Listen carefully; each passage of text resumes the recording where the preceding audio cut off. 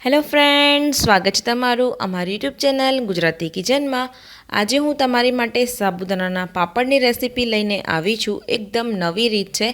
તમારા સાબુદાણાના પાપડ ક્યારેય નહીં ફાટે કે કોઈ પણ મિસ્ટેક નહીં થાય, એટલી સરળ રીતે તમને આ રેસીપી બતાવું છું। તો રેસીપીને જરૂરથી જોજો। તમને જો મારી રેસીપી ગમે તો લાઈક અને શેર કરવાનું બિલકુલ ના ભૂલતા। સાબુદાણાના પાપડ બનાવવા માટે અહીંયા આગળ આપણે જોઈશે 1 વાડકી સાબુદાણા। તમે કોઈ પણ કપ કે વાડકીના માપથી બનાવી શકો છો। હવે આપણે સાબુદાણાની અંદર પાણી ઉમેરી દેવાનું છે અને પહેલાં આપણે 1 થી 2 વાર સારી રીતે ધોઈ લેવાનું છે। તો તમે જોઈ શકશો અહીંયા આગળ મેં પાણી ઉમેરી દીધું છે અને એને આપણે સારી રીતે મસળીને એનું પાણી કાઢીને સાફ કરી લઈશું। તો અહીંયા આગળ મેં પાણી કાઢી લીધું છે। પછી આપણે 2 કપ જેટલું પાણી ઉમેરવાનું છે। તો અહીંયા આગળ સાબુદાણા 1 કપ લીધા છે, તો તમે વધારે પાણી પણ ઉમેરી દેશો તો પણ ચાલશે। હવે આપણે એને ઢાંકીને 5 થી 6 કલાક કે પછી તમે ઓવરનાઇટ આ સાબુદાણાને પલાળી શકો છો। તો અહીંયા આગળ સાબુદાણા ખૂબ જ સારી રીતે પલળી ગયા છે। જો તમારામાંથી પાણી વધારે પડી ગયું હોય તો પણ વાંધો નહીં, આપણે એને ઉકાળવાનું છે। હવે આપણે એક મોટું તપેલું કે પછી કઢાઈ લઈ લેવાની છે। જે કપથી તમે સાબુદાણા માપ્યા હશે એ કપના માપથી તમારે 7 કપ પાણી ઉમેરી દેવાનું છે। ગેસને ચાલુ કરી દેવાનો છે અને ગેસની આંચ અહીંયા આગળ મીડિયમ ટુ હાઈ કરી દઈશું। તો અહીંયા આગળ મેં 7 કપ પાણી ઉમેરી દીધું છે। હવે પાણીને આપણે થોડુંક ગરમ થવા દઈશું। પાણી ગરમ થઈ જાય થોડું ઘણું પછી જે પલાળેલા સાબુદાણા છે તે આની અંદર ઉમેરી દેવાના છે। મિક્સ કરવાનું છે જ્યાં સુધીને સાબુદાણા સરખી રીતે સોફ્ટ ના થઈ જાય, ટ્રાન્સપરન્ટ ના થઈ જાય ત્યાં સુધીને આપણે એને ચડાવવા દેવાનું છે।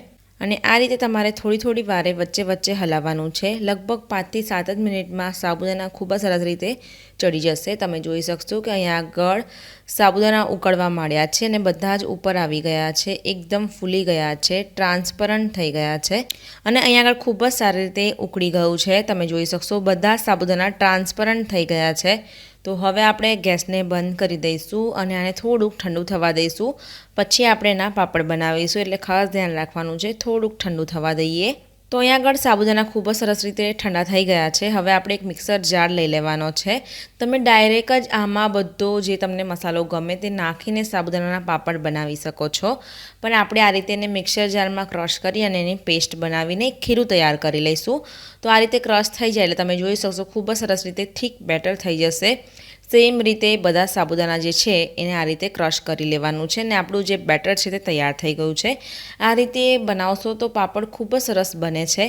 હવે 1 મોટી ચમચી આપણે જીરું ઉમેરી દઈશું। અહીંયા આગળ મેં 1 ચમચી ચીલી ફ્લેક્સ ઉમેર્યા છે અને અહીંયા આગળ મીઠું આપણે સિંધવ મીઠું ઉમેર્યું છે જેથી આપણે ફરાળમાં ખાઈ શકીએ। તમે કોઈ પણ મીઠું વાપરી શકો છો।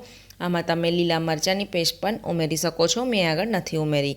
હવે આપણે સારી રીતે મિક્સ કરી લેવાનું છે। જો તમારે આ ટાઈમે એવું લાગે કે બેટર ખૂબ જ થીક થઈ ગયું છે તો તમારે થોડુંક ગરમ પાણી ઉમેરી શકો છો અને એની નોર્મલ કન્સિસ્ટન્સી કરી લેવાની। ગરમ જ પાણી ઉમેરવાનું, ઠંડુ પાણી નહીં ઉમેરતા અને સારી રીતે મિક્સ કરી લેવાનું છે।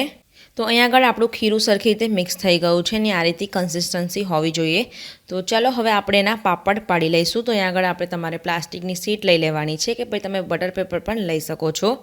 તો અહીંયા આગળ મેં પ્લાસ્ટિક મૂકી દીધું છે। અહીંયા આગળ મેં બંગડી મૂકી છે, એનાથી એક પરફેક્ટ શેપ પડશે, પણ તમે ડાયરેક્ટ જ ચમચા પણ પાડી શકો છો। તો આ રીતે થોડું તમારે બેટર લેવાનું છે અને પાડતું જવાનું છે। બહુ વધારે જાડું કે બહુ પતલું ના થઈ જાય એનું પણ ખાસ ધ્યાન રાખવાનું છે। તમે ડાયરેક્ટ પણ પાડી શકો છો, પણ તમે જો આ રીતે બંગડી મૂકીને તમે કરશો તો એક સરખું તમારું માપ પાપડનું બનશે અને એક સરખા પાપડ બની જશે। તો જેમ જેમ તમે આ રીતે પાડો પછી તમારે નીચે એને મૂકતું જવાનું છે અને બંગડીને તરત કાઢી લેવાની છે અને તમે જોઈ શકશો ખૂબ જ સરસ રીતે આપણા પાપડ પડવા માંડ્યા છે। તો બધા જ પાપડને તડકામાં તમારે સૂકવવાના છે। તમે ઘરે પંખા નીચે પણ સૂકવી શકો છો। પંખા નીચે સૂકવશો તો 3 થી 4 દિવસ લાગશે અને જો તમે તાપમાં સૂકવશો તો 2 દિવસમાં પાપડ ખૂબ જ સરસ રીતે સૂકવાઈ જશે। તમે જોઈ શકશો કે આ રીતે ખૂબ જ સરસ રીતે બંગડી કાઢી લેવાની છે અને નીચે મૂકતું જવાનું છે।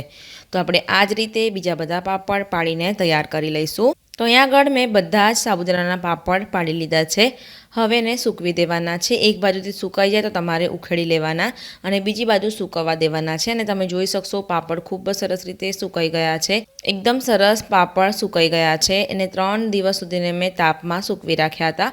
તો આ રીતે સરસ સુકાઈ ગયા છે। હવે આપણે તળીને જોઈ લઈશું। તેલ ગરમ થઈ ગયું છે, તો હવે આપણે એક એક કરીને પાપડને તળી લેવાના છે અને આ પાપડને તમે આખું વરસ સ્ટોર કરી શકો છો. તો હવે જ્યારે પણ ઉપવાસ હોય તો તમારે આ રીતે પાપડને તળી લેવાના છે. એકદમ સહેલી અને સરળ રીતે પાપડ બનાવતા શીખવાડ્યું છે. તમારા પાપડ ક્યારેય નહીં ફાટે કે ક્યારેય ખરાબ નહીં થાય. તો તમે જોઈ શકશો ખૂબ જ સરસ રીતે પાપડ તળાઈ ગયા છે. એકદમ સરસ ખાવામાં પોચા એવા આ રીતે તમે પાપડ બનાવશો તો કડક નહીં બને અને એકદમ પોચા બનશે. તો તમે પણ આ રીતે સાબુદાણાના પાપડ બનાવજો. તમને જો મારો વિડીયો પસંદ આવ્યો હોય તો લાઈક અને શેર કરવાનું બિલકુલ ના ભૂલતા. અને આવી જ નવી નવી રેસીપી જોવા ગુજરાતી કિચન યુટ્યુબ ચેનલને સબસ્ક્રાઈબ કરજો.